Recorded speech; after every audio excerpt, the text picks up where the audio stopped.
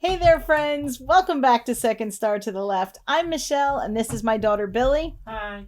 And here's where we'll share board game reviews, ramblings, and a few wrong turns along the scenic route.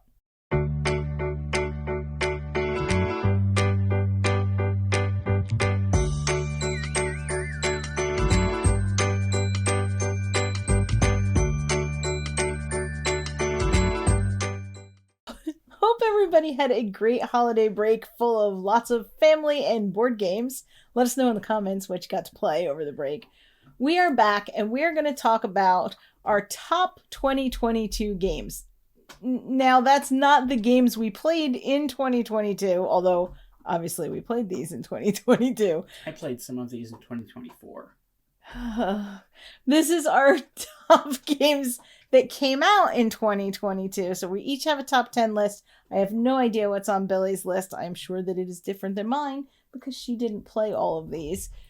We are going to wrap up the year and tell you what our favorites were from the past year.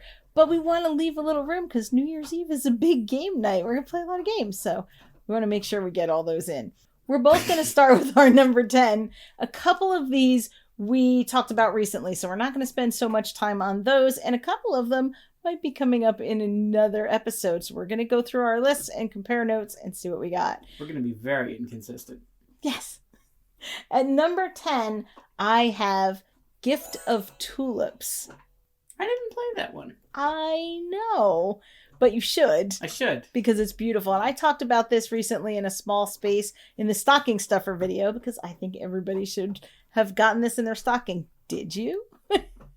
You didn't. No, I didn't. No, because we have a copy up here. You just have to play it. I could have put the one up here in my stocking. This is a beautiful game of set collection and market manipulation where you're collecting flowers in a bouquet and entering them into the festival, and you can increase or decrease the worth of these values at the festival so that your opponent's bouquet is worth nothing. Well, all right, worth less. It's beautiful and it's quick, and I love a really good card game. So that is my number 10 that came out in 2022. What is your number 10? Gobble gobble. I know what it is. You're going to have to say it correctly. Squabbling Goblins. Squabbling Goblins. Yeah. Oh, a button shy game hits the list at number 10. Wait, it is? Oh, I should take it off my list. No, we keep the button shy games on the list. So you have to describe Squabbling Goblins a little bit. I don't know how to describe games. That's your job. I just make fun of you for describing them wrong. Squabbling Goblins is a two-player only. It's two-player only, right? Button shy game. So? Where you have these little tiny goblins who are, squabbling, and you're trying to conceal treasure and stack things to get points and wind up with the most treasure. That's the goal of Squabbling Goblins, right? Is to wind up with the most treasure. It's really quick. There's a lot of bluffing because if I put a card face down, Billie has to decide if I'm doing it just to trick her or am I doing it to get points? And, should she trust me? No, never. It's really adorable. It's by Emma Larkins, who also did Abandon All Artichokes, and it's a very cute, very quick button shy game that we have a good time playing. It's very fun to say. It is very fun to say Squabbling Goblins, so you should say it too. Number 9. What is your number 9? Fun facts. Oh, yeah. So that's a recent one. It's going to be a funny list as far as recency bias because we're making a list of things that came out in 2022. And it's likely some things are more recency than others. But also, we obviously didn't play every game that came out in 2022. So the list is just the list of games that we played. Seems like that'd be self-explanatory, but you never know. I talk about fun facts. Fun facts. Fun Facts is a party game that we got recently where you are writing down fun facts about yourself. It's a trivia game where you definitely know the answer. The thing is, it's also a game about guessing where your answer fits in with everyone else's around the table. For example, when asked how many days is the perfect amount of vacation days in a year, we had all kinds of answers, except for Billie. What was your answer, Billie? I believe it was 366. Yeah, 366. So when you're trying to put your answers in a row from lowest to highest. Without being able to see anyone else's. And without being able to see and put them in there, you could assume that Billy would probably say 365. So if someone else was thinking 365, they could just put it right ahead of theirs. It would be fine because it was tied. Only Billy didn't. Billy picked a leap year to take vacation in. The perfect vacation year has a leap day. Okay. Anyway, it's a really great way to get to know people around the table. It makes for a lot of laughing, especially when people write things like 366. And it's super cute and really, it's the kind of party game that doesn't put people on the spot. So you're never the person that has to guess the clue or give the clue. We should make a video about that. Yeah, the answer about putting people on the spot. Or games that don't. Yeah, because a lot of people in our family gaming group do not like to be in the hot seat. And games even like Just One do sit you there in the hot seat because you're the person that has to guess. I love Just One. I know. But anyway, I know. Fun facts. Billy's number 9. My number 9 is another one that we talked about in Stocking Stuffers, and it's Village Rails. I honestly thought you'd have it higher. No, Pub Meeple wouldn't lie to me. Wouldn't it? You said you cheated one. I just cheated one. Which one did you cheat? You I'll haven't told me. tell you when I get there. Village Rails is a game where you're trying to complete 7 different railway lines and complete all the objectives attached to those lines and score more points. It's got a really great drafting system where you have to pay to skip over the not as good choices until maybe one of those not as good choices is worth a lot of money. It's a game of locomotives and local motives. That is true. It is also one of those that we call the give up on your dreams games where it is just almost... You start out with the biggest plans and then slowly you just have to realize, oh, you can't do all of them.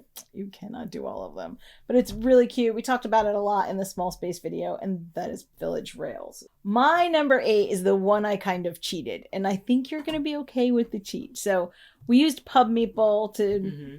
It's a ranking engine online to decide. And my number 8 came up as Unmatched. But it wanted me to pick one, and I didn't want to. So I'm saying Unmatched 2022. Which was kind of a big year because we have T-Rex and Dr. Statler, we have Houdini versus Genie, and we have... yeah, I kept mine separate because that's the way you gave me the list. and then, I trusted you. No, and then we had Volume 2, which had Bloody Mary in it, and she was super scary, and I really liked playing her. So I couldn't decide, so I grouped them all together, and that makes my number 8 Unmatched, which is one of the games that Billy and I played the most often, and we're thinking about having a big bracket tournament with all of the characters that we have. Plus, I want to tell you about my ideas for packs that I think they should totally make. Okay, so it's not really cheating. I picked the Unmatched game system. It's a little cheating, because you made me keep them all on my list. All right, whatever. What's your number 8? Is it Unmatched Houdini versus Genie. It was really fun. It was really fun. Do you have other Unmatched? I do have other Unmatched in my top 10. I do.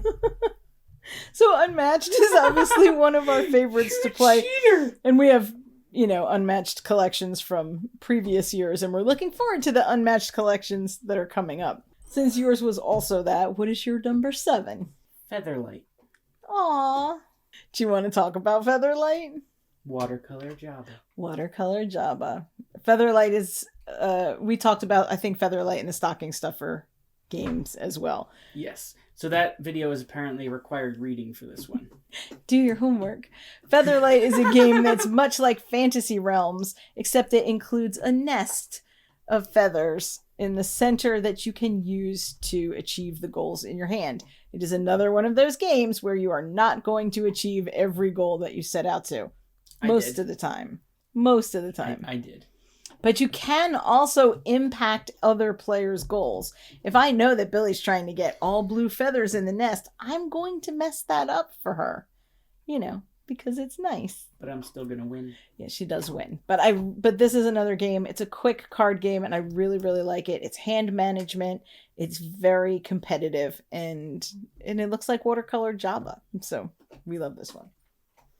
I feel like I should mention my number 11, because if I had compressed my Unmatched games, I would have gotten an extra space.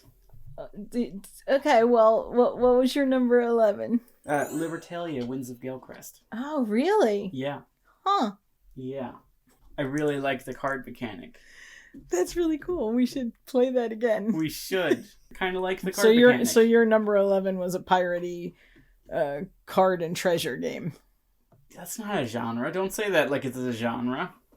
Okay, you describe Libertalia. It's like a piratey card and treasure kind of game. That was my 11. Yeah. So... Yeah. We just stick it in the middle of the list, Billy. That makes perfect sense. My number 7 is probably higher on your list, and that is Mythic Mischief, which is a little strategy game about the tome keeper in the library at a magic school and the cliques that are battling. So there's the wizards and the ghouls, ghosts and witches, and there are like skaters and jocks and drama kids. Yeah, it's super fun. Mean girls for witches. There are asymmetric powers for each of those cliques, and you get to kind of throw other people across really the board. And the Tome Keeper's movement reminds me a lot of the guards in Burgle Brothers. Yeah. It is a very fun game that kind of makes my brain hurt in a good way. And that Billy beats me at all the time, because usually kind of abstract strategy games. In the same way I win with That Time You Killed Me. Except against Jamie, but we don't talk about that. Which is another game that we like. It's just... Yes. My number 6 is very, very new, but I know that I like it. I've already played it. Obviously, it's at number 6. And I know that I will continue playing it because it's based on one of our earliest favorite board games. And my number 6 is Joan of Arc. I have not played it yet. I know, because you hate me. You hate me and you hide games from me. I don't. They're right here. No. All the games are right here. Point to Joan of Arc. It's right there on the roll and write shelf. We have a roll and write shelf? This is why. I knew we had a roll and write shelf. That was for a joke. You can't edit this part out to make me look dumb. Yes, I can.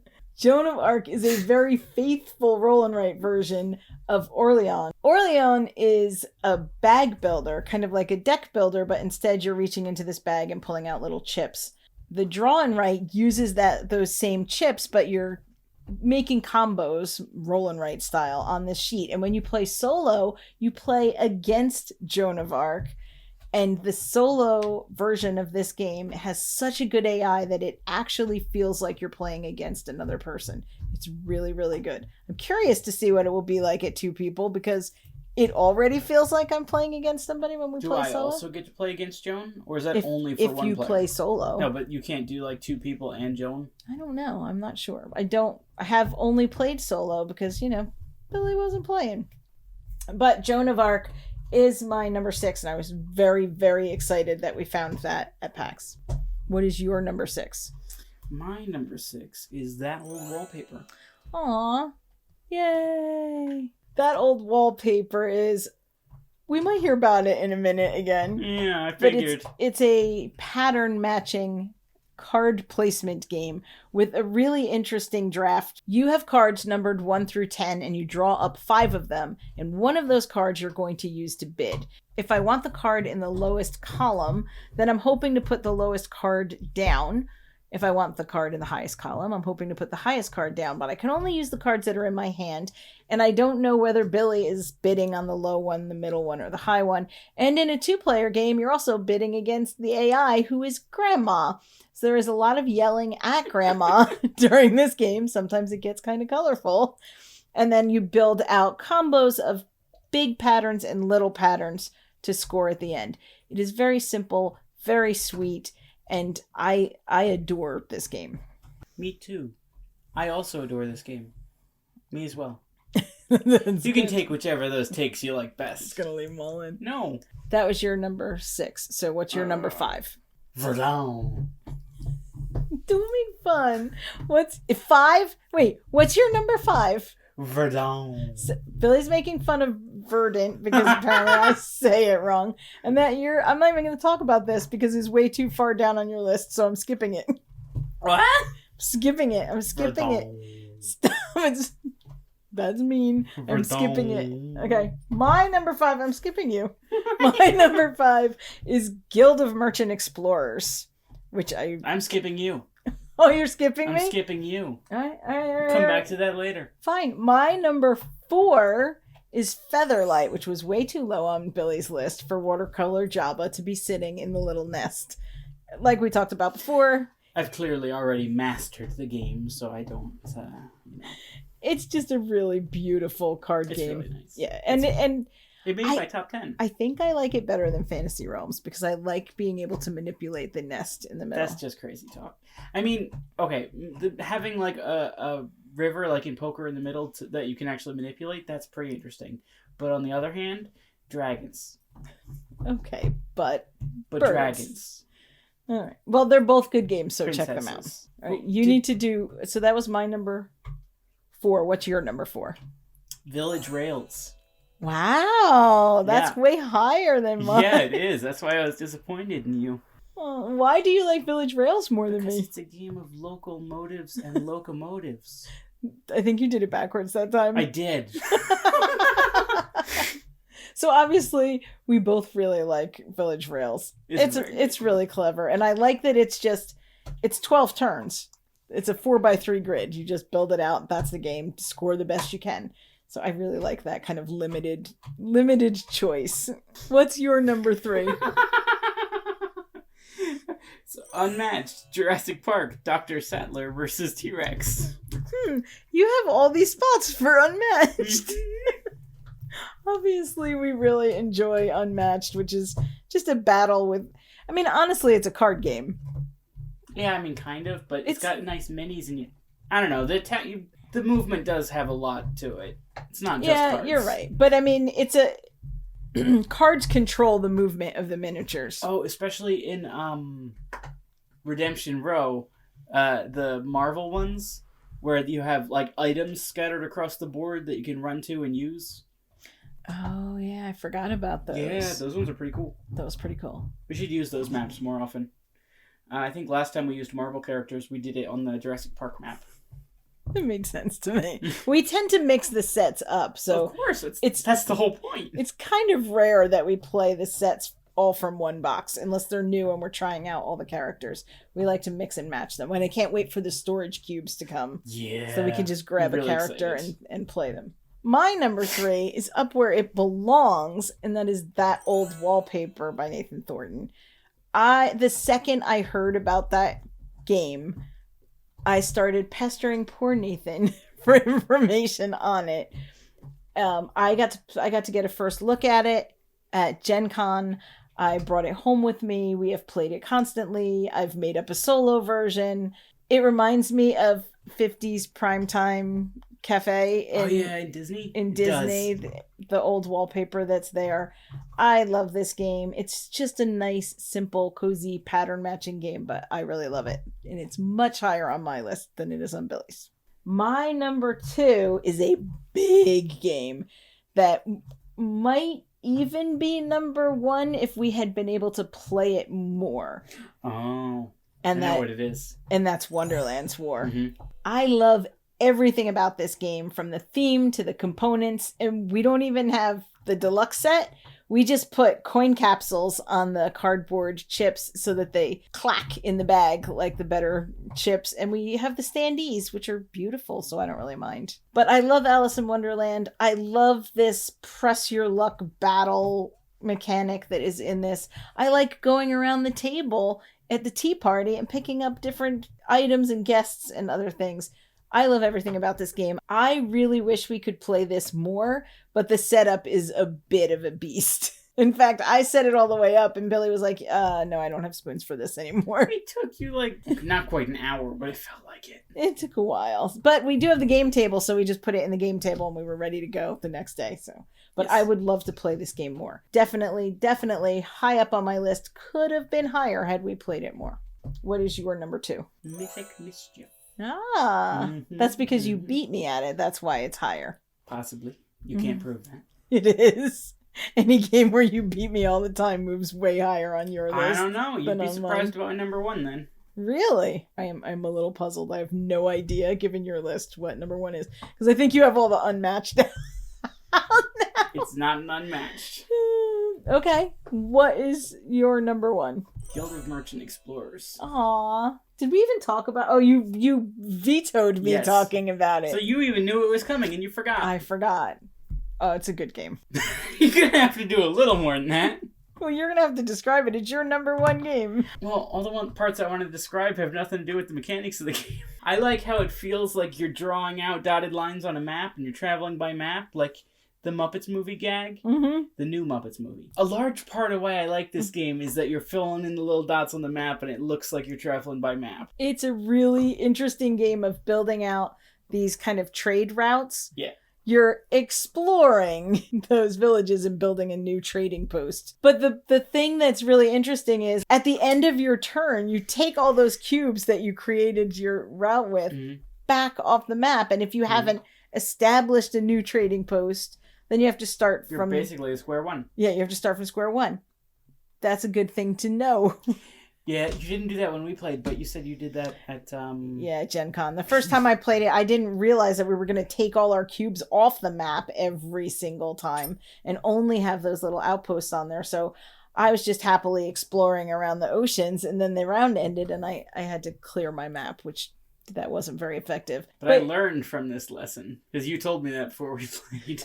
It also has this great way of moving and building out your routes where you know what's coming. Because there's only, I think there's 5 cards, plus then a special card that's asymmetric for each round. The powers that you get for your own personal use are a bit crazy. And some of them are way more powerful than others, but you always know that you're going to get kind of 1 desert, 2 green. You know what's coming. You don't know the order. So you can try to plan out where you're going to move. Sometimes that works. Sometimes it doesn't, but it's a really, really good game that you vetoed me talking about. Do you know what my number one game is? Verdant. It's Verdant. Billy just keeps making fun of me because I say Verdant. That's not nice. Verdant. Coming on the heels of Calico and then Cascadia, it's the next in that kind of puzzly line of games. And I really like this game. I just love that it's a limited grid that you're building. It's one of those give up your dreams kinds of games. And you're either getting the most verdancy for your plants so that you can score points for taking care of your plants. Something that in real life I cannot do. Never give a plant to her. She will kill it. Or you're matching items in a room to the room that's next to it. Or you're getting as many different variants of colors of rooms or different kinds of plants, or you're collecting sets. And obviously you can't do all of those things. So you have to pick a path and hope that you made the right choice, because you have to add to this grid, pretty much every turn. And it is a closed grid. I don't remember how many cards are in the grid. But I remember you always try to go over the limit and expand outward from the grid. I do sometimes try to add an extra column and get called out on it. I don't do it on purpose. I just find a really good move if I could only put that card there. I can't wait to show Verdant to pretty much everybody I showed Calico and Cascadia to. And that is my number... So everybody? Yeah. Yeah. Yeah. That is my number one 2022 game. What games did you love that came out in 2022? Where do you think they'll show up next year? Will you still be playing them? Or are you just in love with them because, they're a little bit shiny and new? We will wrap up the whole year after we have time to sit down and sort through all of the stats and games and purchases and resolutions that we're making and everything else. But coming up next month is Rollin' Right month, and I cannot wait. We're going to be rolling into the new year with a big giant pile of Rollin' Rights. I think we have about 48 of them. That's quite a few. That is quite a few. So I love Rollin' Rights. I'm always up for a new one. We even got a couple that I hadn't heard of so that we could learn them to play them for this month. So hopefully you'll see something fun and maybe see a new game that you hadn't heard of yet. Thank you for watching. If you like what you see, or if you'd like to keep watching until we get one right, then please like, subscribe, and share. As always, open tables, open minds, and play yourselves. Bye! You have your list, or are you going to be like, wait, no, let me get that out? I'm going to be like, wait, no, let me get that. I have my list, so I'm ready to go. Did you check it twice? I checked it 3 times. You can see I didn't swear. Alright, so my number one is... That's not how this works. It only Alright, what's your number 3? You're not doing this right. What's your 6? You have to check. You don't know your list at all. I don't know the number. Alright. You're just so peppy, it keeps escaping in the form of yawns. You're very peppy ones. Alright, ready? Up your pep. Step up my pep. Step off. Stepping out. Doesn't make me... You might be too peppy. No, I got it. For packs? What? You said your ideas for packs. Yeah, for character packs. Oh. I thought you meant like packs unplugged. No. Okay. You dingus.